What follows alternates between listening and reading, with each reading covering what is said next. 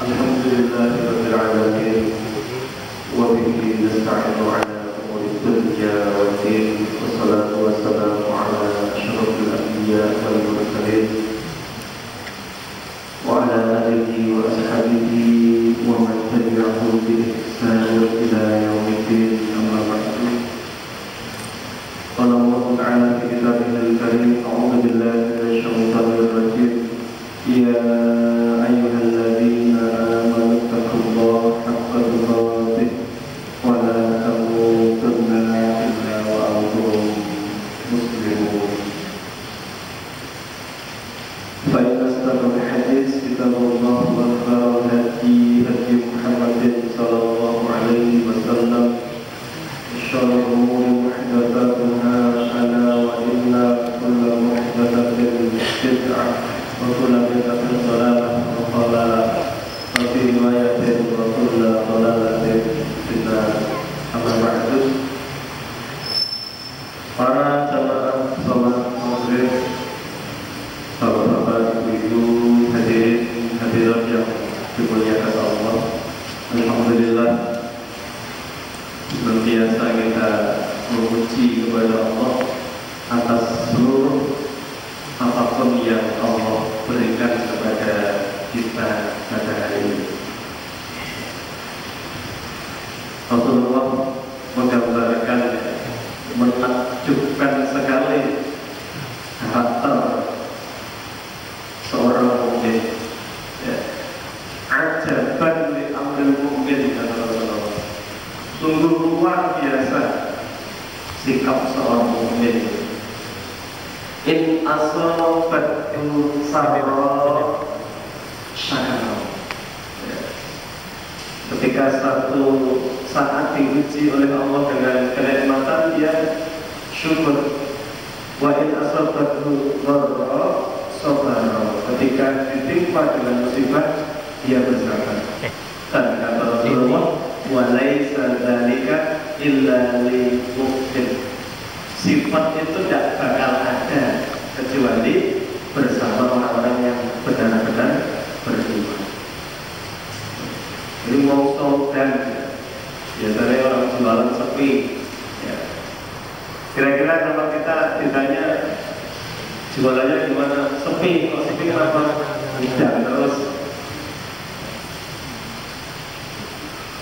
Padahal Rasulullah itu mengatakan hujan itu rahmat.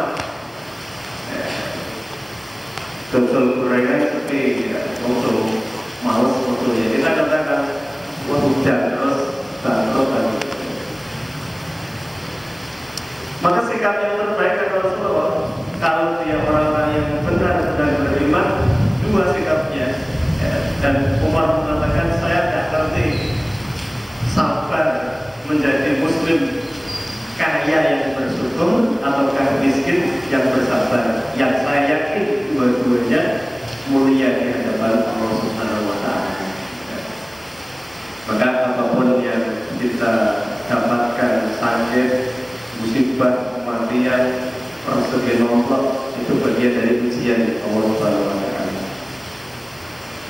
Sebelum kita masuk ke tafsir, ada satu pertanyaan dari jamaah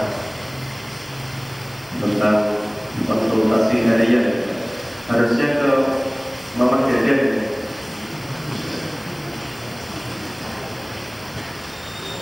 Bagaimana menurut Islam, ya, seorang istri yang menolak ajakan suaminya untuk bersilaturahim ke tempat saudara?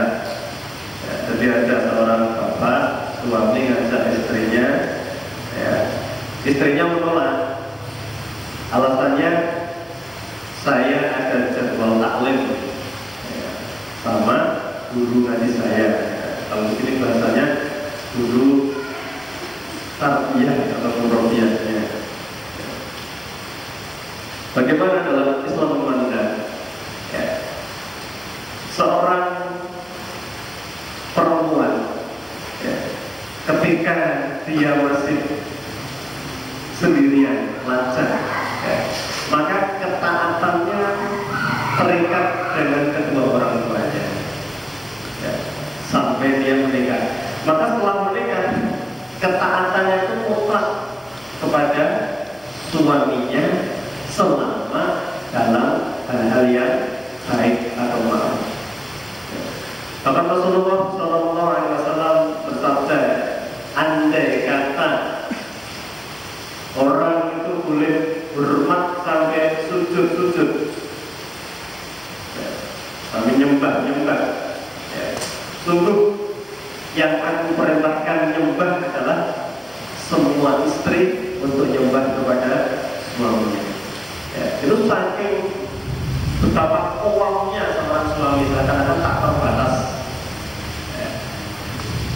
Maka bahkan Rasulullah SAW mengatakan, ketika seorang istri puasa sunnah, suaminya pulang dari luar kota, sudah berlep, tidak boleh istri diajak, yuk, itu jawabannya sorry, kosong, tidak boleh. Atau hukum bumi lah, itu tidak boleh kata Rasulullah. Maka setiap istri melaksanakan kewajiban-kewajiban termasuk ibadah-ibadah nafilah, sunnah dan lain sebagainya harus seizin suaminya. Dan ketika suaminya meminta membatalkannya, dia harus membatalkannya. Sampai seperti itu ketaatan kepada suami. Tentunya dalam hal yang terkait dengan kebijaksanaan harus bijaksana mengkompromikan permasalahan yang ada. Barangkali silaturahimnya dibuat nggak pas jadwal takwil istrinya.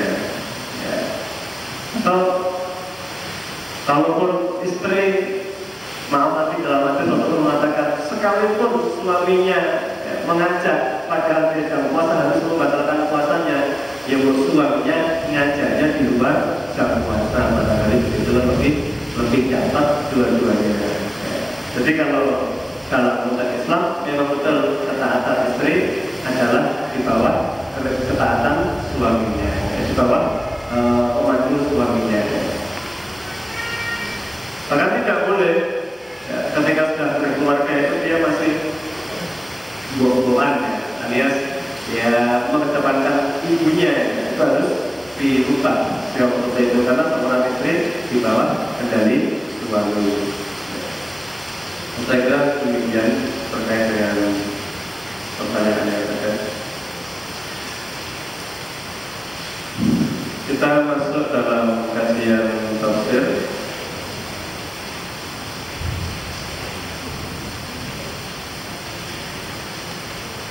Malam hari ini kita akan mengkaji masuk dalam surat Hud.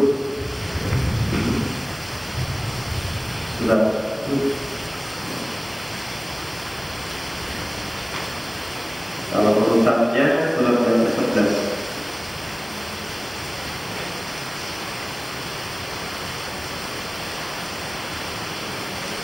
Kita sebagai tafsir. Bismillahirrahmanirrahim.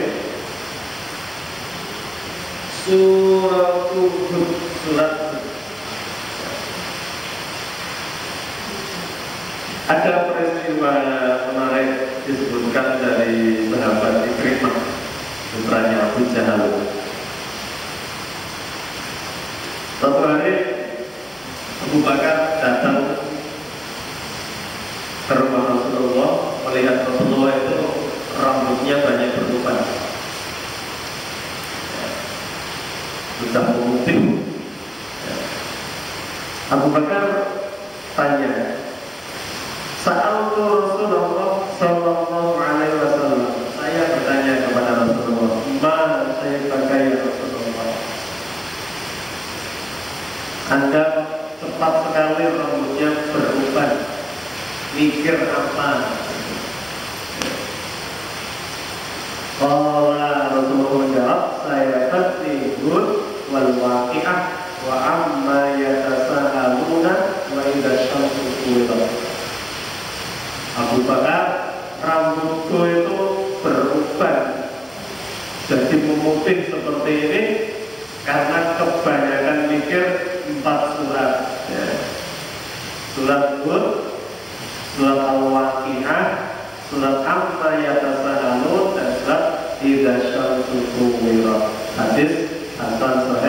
riwayat Tirmidzi. Jadi Rasulullah itu karena paham ya, maka pentingnya belajar Arab, bahasa Arab ya, meskipun hari ini ada terjemah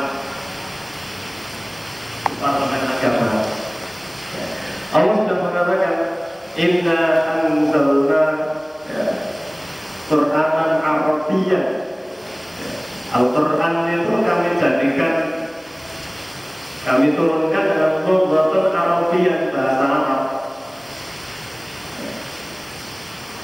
Berarti ada satu kemuliaan tersendiri ya, kalau bahasa Arab itu disebutkan sebaik-baik bahasa ya. Meskipun mempelajarinya itu sudah tidak susah, karena Allah menjamin walaqad yassarnal Qur'ana lidzikri. Percaya menghafal Quran itu mudah atau susah? Kalau kita menganggap susah, Allah sudah menjamin yassarna ya. Jadi menghafal Quran itu mudah. Cuma Allah memberikan fahal min mudzakir ya. Pertanyaannya, ada tidak yang mau menghafal, memperhatikan, mencoba mengkajinya ya. Belum pernah ada ceritanya orang Nasrani hafal Injil ya. Orang Yahudi hafal Taurat ya. Tapi banyak sekali ceritanya ya, anak-anak kecil Muslim hafal Al-Quran mudah ya. Termasuk belajar bahasa Arab ya, lumayan walaupun sepertinya anak antum ya, jazakumullah ya. Tapi pelajaran berharga sekali bahwa dengan bisa bahasa Arab itu paling tidak kita akan mengerti apa maksud sebuah ayat ketika kita membaca tafsir, karena belum tentu terjemah tafsir itu menerjemahkan seluruhnya. Terkadang hanya ringkasan tafsir Ibnu Katsir dan sebagainya. Subhanallah, Rasulullah sampai wanem gara-gara mikir surat Hud. Bagaimana jenengan wanem mikir utang gitu. Digambarkan oleh Imam Ibnu Katsir rahimahullah ya, bagaimana Rasulullah Shallallahu Alaihi Wasallam mentadaburi ya. Kenapa sampai demikian? Beliau menceritakan ya, Anzalallahu Ta'ala hadhihi surah. Allah menurunkan surat Hud kepada Rasulullah pada tahun Amal Husni ya. Itu tahun kesedihan. Tahun itu Rasulullah kehilangan dua orang terdekatnya. Yang pertama kehilangan istrinya Khadijah radhiyallahu anha ya. Meskipun Rasulullah menikah dengan 9 istri, meskipun Rasulullah sangat sayang kepada Aisyah ya, radhiyallahu anha ya. Tapi beliau tidak pernah ya, membanggakan istrinya ya, di atas Khadijah radhiyallahu anha. Jadi Khadijah itu betul-betul ya, sampai Aisyah itu cemburu ya. Ketika Rasulullah berdakwah hari itu tidak ada yang membacking ekonominya kecuali Khadijah.